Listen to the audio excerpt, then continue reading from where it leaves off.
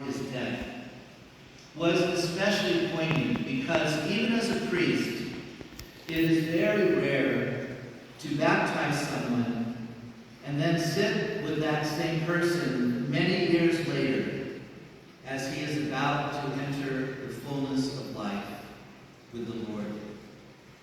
As our reading from Paul's letter to the Romans says today, if through baptism we have died with Christ, we believe that we shall also live with him. A few days after that time with Larry, I got a text message from Irene, which was at once beautiful, sad, and humorous, which may not surprise you. And so, with Irene's permission, I would like to share it with you now. Irene texted, "Yesterday, I told Larry the gates of heaven are open for him. He took the Forever train there about midnight. He was always good about listening to me."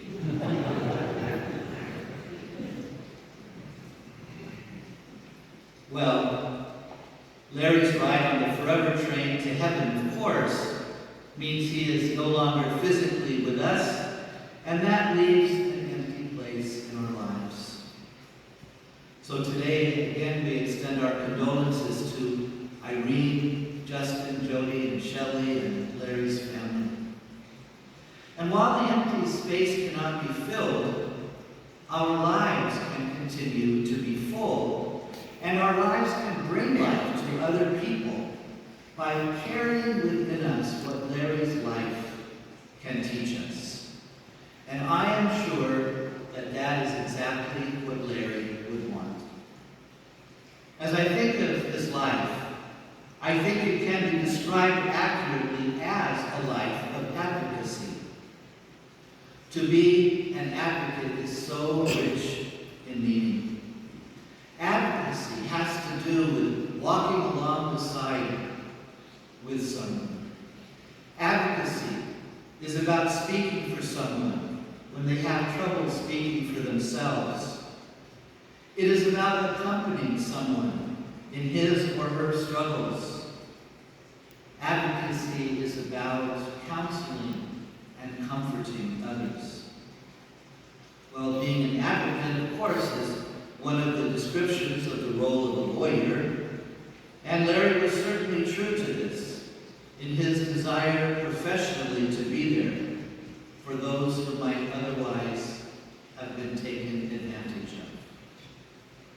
I also know, and Matt reflected this well, that Larry was an advocate for those who were in need.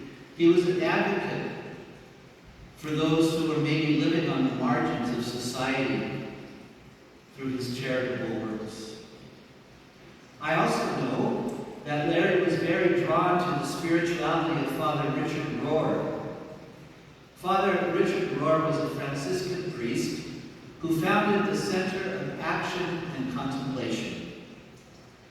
Father Rohr's main theme was that we need to take action when it comes to the injustices of the world, and the action needs to be rooted in a strong spirituality of discerning what God would want us to do.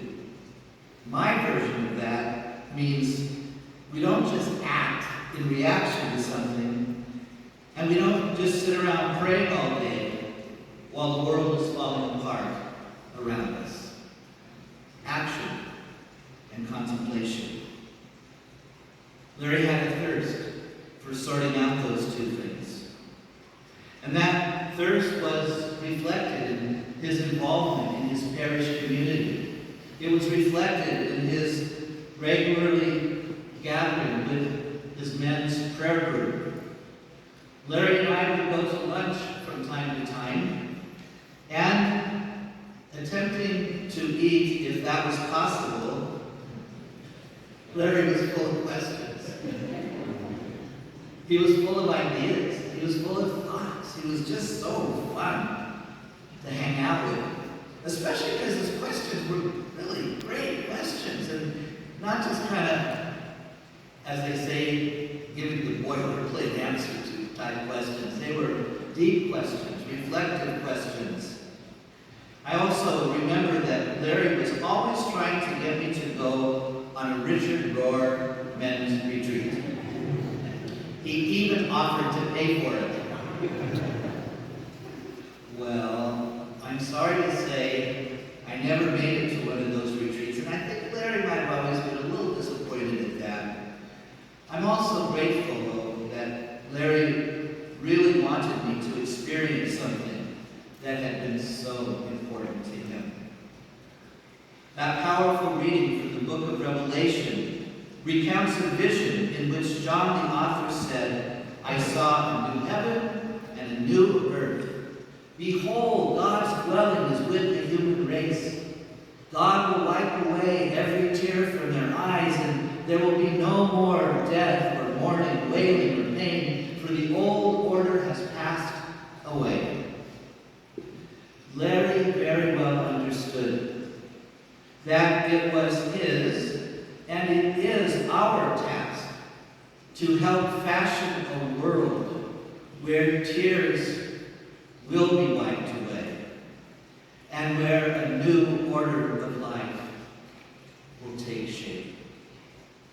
His advocacy for that vision is something I propose that we can learn from Larry and that we can make our own. Concretely, what that means is that today and all the days that we have left on this earth are opportunities for us every day to take care with our words, to take care with how we treat each other, to check our attitudes, and to measure how our actions are fashioning that new world that God desires. Today we all remember Larry through the windows of our own memories. I'm thinking that of all the ways Larry was an advocate, he, along with Irene, were also advocates for fun. Irene likes to say that I married her and Larry 3 times. Well, of course, actually they married each other. But I was the officiant at 3 celebrations of their marriage, the first one being on May 22nd. Today. Happy anniversary. Another one with us. And that marriage, the original one, was in a church. The second celebration of Irene and Larry's marriage was on the 10th anniversary. And the way they wanted to celebrate that was by me witnessing their renewal of vows in the very sacred surroundings of the cruise ship. You know this is true. About to set sail. I remember that day I was granted permission to board the ship. I didn't have a ticket, but I guess my ticket was that Roman collar. And I was instructed to go aboard, have the seminary, and have the ceremony, and then disembark from the ship. It was a grand time. Vows were renewed, prayers were said, and the revelry began. I always regretted that that was on a weekend, and I had to be back at the parish for Sunday Mass, because otherwise, maybe I could have gone alone. The third celebration was their 25th anniversary of marriage, which took place at their home. Again, vows were renewed, prayers were said. On this occasion, Irene and Larry asked me to play the piano and to sing a song for them. I will never forget being in the driveway of their home in the company of not one but 2 grand pianos, lots of guests, and the happy couple. We had the ceremony, I played and sang. Immediately after came out 2 pianists who entertained us with dueling pianos right there in the driveway before God and everyone. Well, A church, a cruise ship, dueling pianos, and a happy couple? What more could a priest ask for? We can honor Larry and Irene by being advocates for bringing smiles and laughter to places that could really use them. Irene, that forever train that Larry took, once you assured him that the gates of heaven were open for him, brought him to that loving place in God's house that is spoken of in John's Gospel today. You and your family so beautifully accompanied Larry in his dwelling place here, and we are grateful. In these days, just right after Pentecost, I am reminded that we have another advocate. And that advocate is the Holy Spirit, who Jesus calls the advocate, that Jesus sent to his disciples and that he sends to us. In the days and months and years to come, let's remember that the Holy Spirit, our advocate, as advocates do, walks alongside of us every day.